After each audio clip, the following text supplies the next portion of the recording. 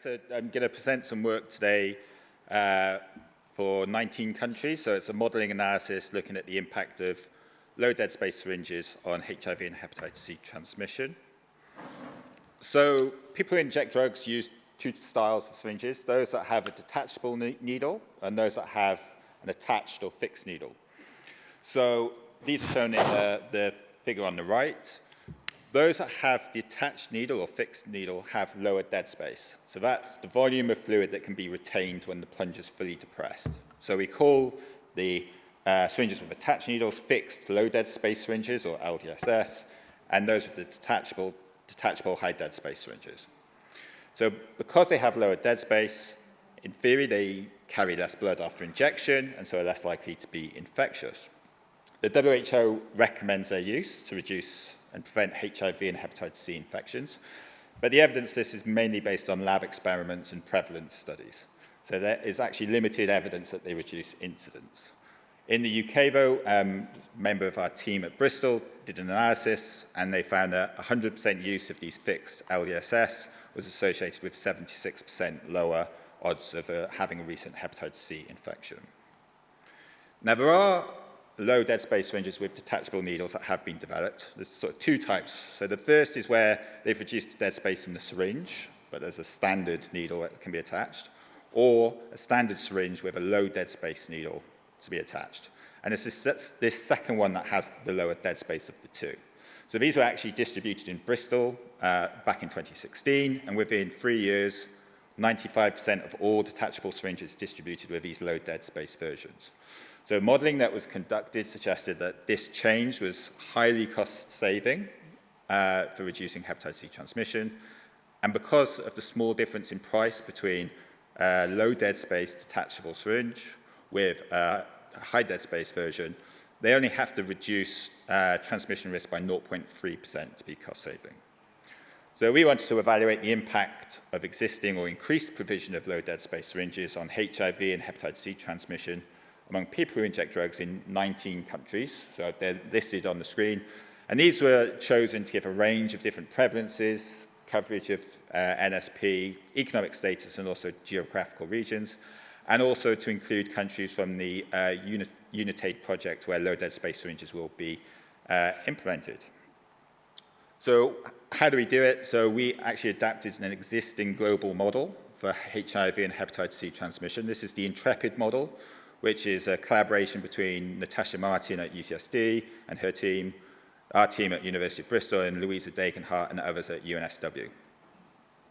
So it's a dynamic model of HIV and hepatitis C transmission. It includes sexual and injecting transmission of HIV and injecting transmission of hepatitis C.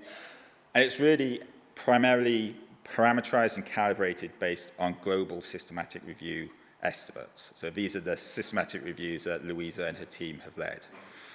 In the model, we calibrate it to this data using Bayesian methods. So that just means that any uncertainty in the data that we use for calibration or to parameterize the model is propagated through into model projections. And a key assumption is that we assume that using an NSP reduces HIV and hepatitis C transmission risk by on average 58%, but with some uncertainty. And again, this is based on global systematic reviews. So in terms of the 19 countries we modeled, there's a range of HIV and hepatitis C prevalence. So the HIV prevalence here is shown in blue and the antibody hepatitis C prevalence in red. So for HIV, the prevalence ranged from 0.5% in Albania to 50% in Russia. And for hepatitis C, it ranged from 6% in Nigeria to 90% in Mauritius. So quite a large range across our countries. This figure shows the NSP coverage in the countries we modeled. So the height of the bars is the proportion of people using NSPs in these countries. And this comes from a review led by Samantha College-Frisbee. And then the coloring in the bars shows what types of syringes are distributed by these NSPs. So blue is the high dead space syringes with the detachable, and the red is the fixed low dead space syringes. And this comes from a global mapping exercise done by Harm Reduction International. So you can see there's a couple of groups. So we've got a group of countries which only provide high dead space syringes. Then there's a group of countries that provide both, with varying degrees. So as you move to the right of this figure, there's a greater use of fixed low dead space syringes. And then there's countries which only provide fixed low dead space syringes. So we use that data in our model, but we also need to have an estimate of how much these syringes will reduce transmission. And to do that, we base assumptions on lab studies. So these lab studies have filled different types of syringes with a hepatitis C spiked plasma, and then rinse them, and then measure how much hepatitis C is remaining. So we define an infectivity measure to be the proportion of syringes after rinsing that have detectable hepatitis C, multiplied by the amount of virus detected in those with detectable virus.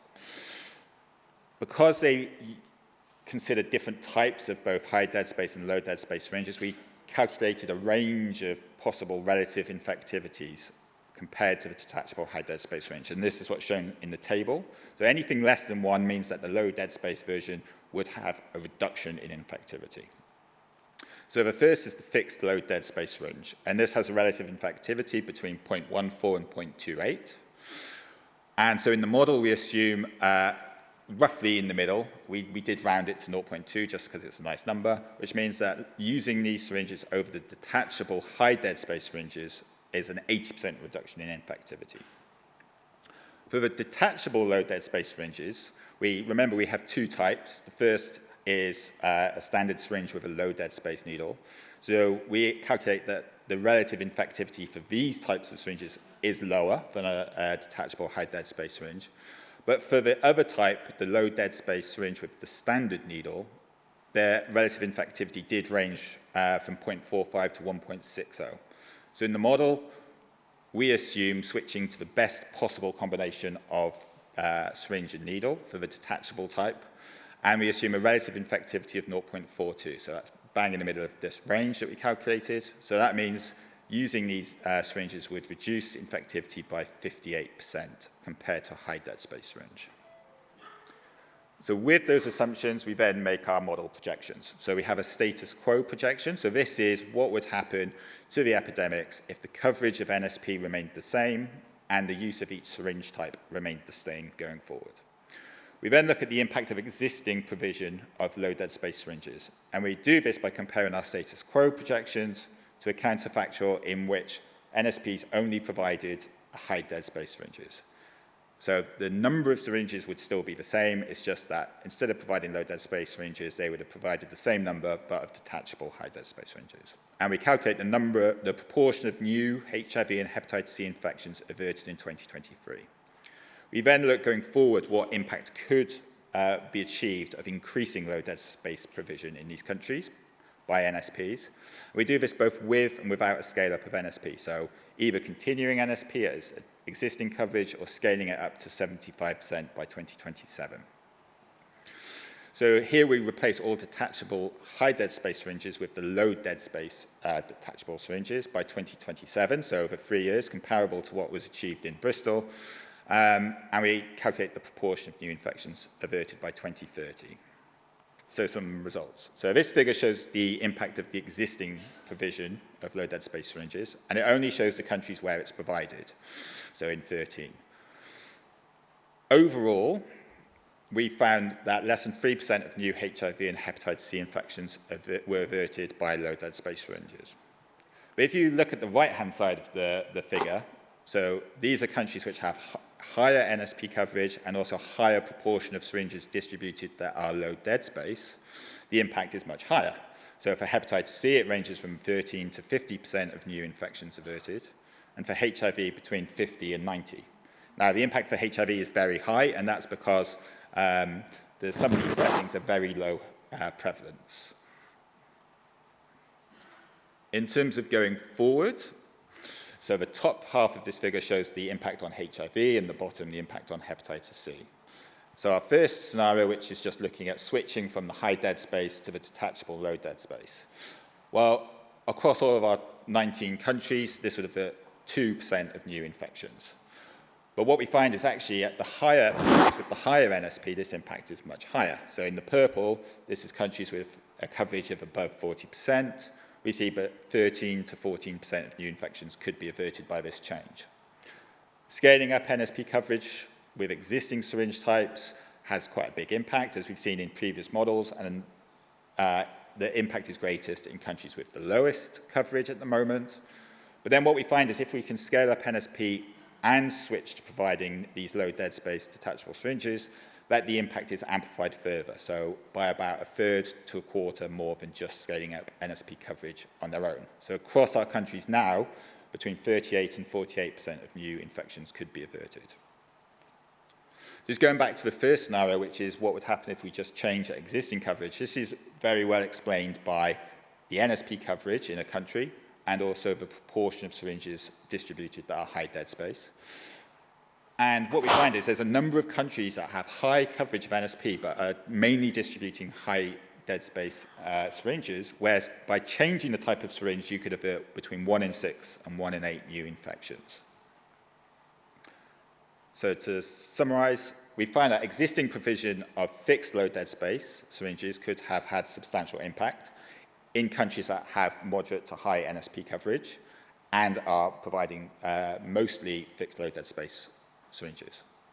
Switching from providing high dead space syringes to effective detachable low dead space syringes can substantially increase the impact of NSPs. So this is either in places which have high coverage NSP at the moment, or could enhance the impact of scaling up NSPs in countries that have low coverage at the moment. So one thing that we modeled was replacing the detachable high dead space syringes with detachable low dead space syringes. But actually in some countries where there's very limited use of the fixed low dead space syringes, there's actually potential that their use could increase, which would lead to a greater impact than what we've modeled. And I suppose the take-home message is that low dead space syringes can provide an important tool for the elimination of HIV and hepatitis C among people who inject drugs. So I'd like to finish by thanking the funders. So this is funded by the Medicine du Monde consortium within the UNITAID project and also the collaborators on this project. Thank you.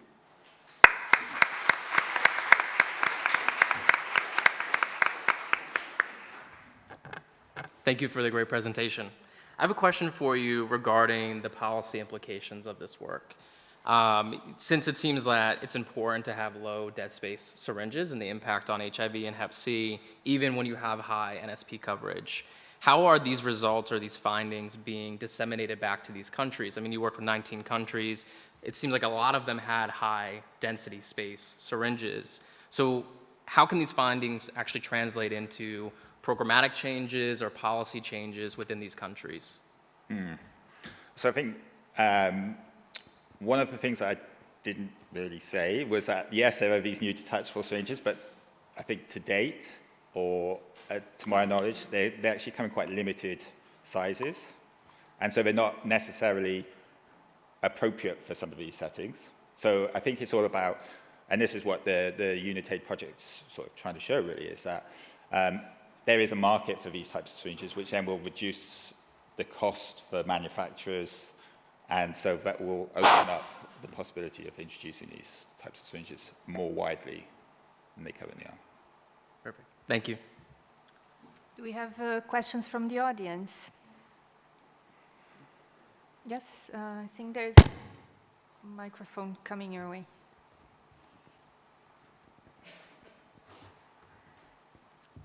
Hi, thank you for the presentation. Perhaps I missed it, but was there any input from the drug user themselves and what they thought, about the syringes and if it made a difference for, for comfort, if they wanted them and their using patterns? Well, so we didn't consider that in this, but I know that work is ongoing within the UNITAID project, so I'm not the best person to talk to about that. I can point you to people afterwards that you could talk to about that, yeah. Any other question? Yes, a question on the back. Hi, Jack I'm Kira Gustafson from PATH, P-A-T-H, and we're working with this UNITAID grant. And just to add to that, we have this 4-year grant, and we're leading studies on low dead space syringes and needles in 11 countries alongside MDM, input, frontline AIDS, many who might be in this room. So this work is also being done alongside studies in country to build the real world evidence on low dead space needles and syringes to hopefully contribute to revise global WHO guidelines and a quantification tool from WHO that would feed into global funding requests, the largest donor to harm reduction services around the world, 73%, I think, of the harm reduction funding. So we're also doing some market shaping work with manufacturers to landscape existing products and potential products that would be potentially preferred by the community. This whole project has been guided by a community advisory board with community members from implementing countries and input members from several regions. So just to say, this is a part of a larger piece of work, and yeah, thanks so much to Jack Stone for putting this down on paper. Thanks. Thank you very much. Thank you very much, Jack, for your presentation.